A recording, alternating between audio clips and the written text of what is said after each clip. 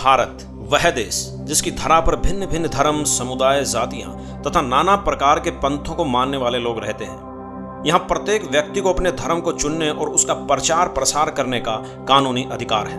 परंतु यहाँ यह सवाल उठना लाजमी है कि जिस धर्म या पंथ के मार्ग का हम अनुसरण कर रहे हैं वह वास्तव में हमारे व संपूर्ण मानवता के कल्याण में सहायक है या नहीं। यह सवाल जरूर आपके जहन में होगा।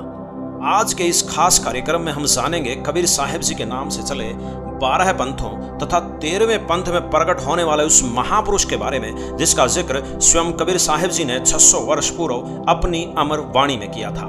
साथ ही चर्चा करेंगे विभिन्न कबीर पंथियों के द्वारा बताए जा रहे भक्ति मार्ग के बारे में। और हमें पूर्ण विश्वास है कि इसके बाद आप स्वयं निर्णय करने की स्थिति में होंगे कि आप जिस पंथ के मार्ग या भक्ति विधि पर चल रहे हैं वह शास्त्रोचित तथा कल्याणकारी है या नहीं।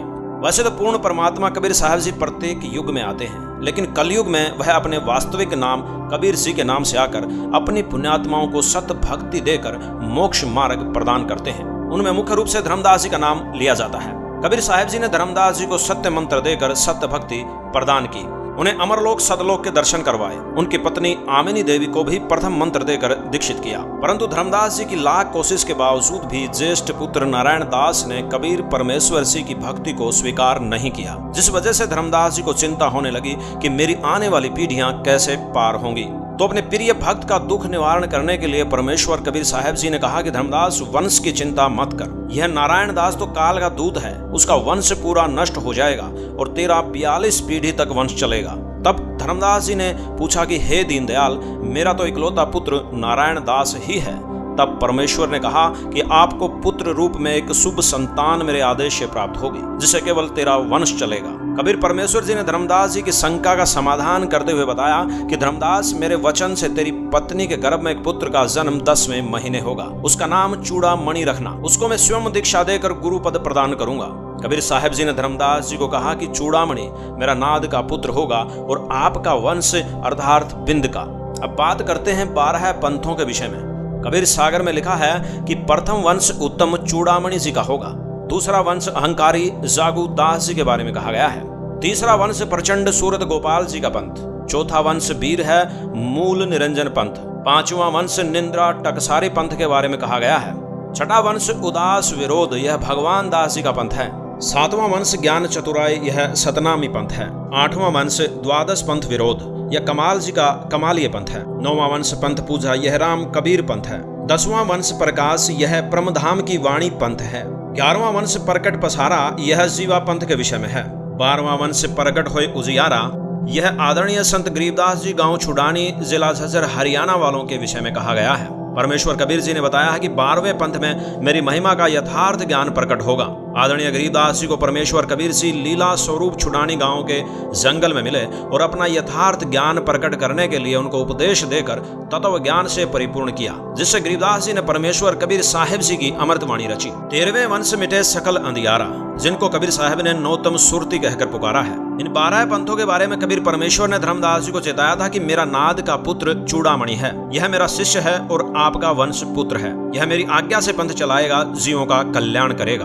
दोस्तों, जब कबीर परमेश्वर जी ने चूड़ामणि जी को गुरुपद प्रदान कर दिया तो धर्मदास जी निश्चिंत होकर भक्ति करने लगे। कबीर परमेश्वर जी ने उन पर कृपा बख्शी और सारनाम प्रदान किया। परमेश्वर ने धर्मदास जी को सारनाम को गुप्त रखने के लिए भी आदेश दिया और कहा कि इस अमर नाम को किसी को भी नहीं बताना। इस बात पर धर्मदास जी ने शंका जाहिर की कि हे परमेश्वर, अगर यह सारनाम मेरी पीढ़ी वालों को नहीं मिला तो वह पार कैसे होंगे। कबीर परमेश्वर जी ने बताया कि हे धर्मदास, तेरे वंश के लोग अज्ञानी हैं, वह ठीक से ज्ञान नहीं समझेंगे और मेरे अंश को जो मैं भेजूंगा उसको भी न समझकर अन्य काल के दूतों से भ्रमित होकर कुमार्ग पर चलेंगे। फिर कबीर जी ने धर्मदास जी को कहा कि जो कुछ आगे तेरी वंश गद्दी वालों के साथ होगा वह सुन। चूड़ामणि के पश्चात सची पीढ़ी वाले महंत को काल द्वारा चलाए गए 12 पंथों में से 5वां वंश टकसारी पंथ होगा। वह जीवों को ठगेगा, अपना ज्ञान सुनाकर प्रभावित करके काल जाल में डालेगा। हे धर्मदास, तेरा छठी पीढ़ी वाला पुत्र उस टकसारी पंथ वाले से दीक्षा लेगा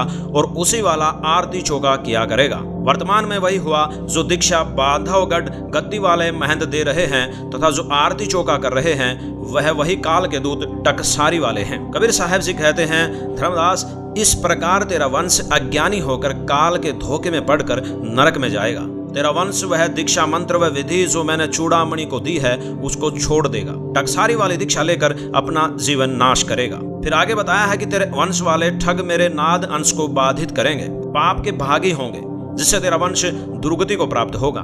तब धर्मदास जी ने कहा कि हे परमात्मा, पहले तो आप कह रहे थे कि तेरी 42 पीढ़ी को पार कर दूंगा, और अब आप कह रहे हो कि काल के जाल में फंसेंगे।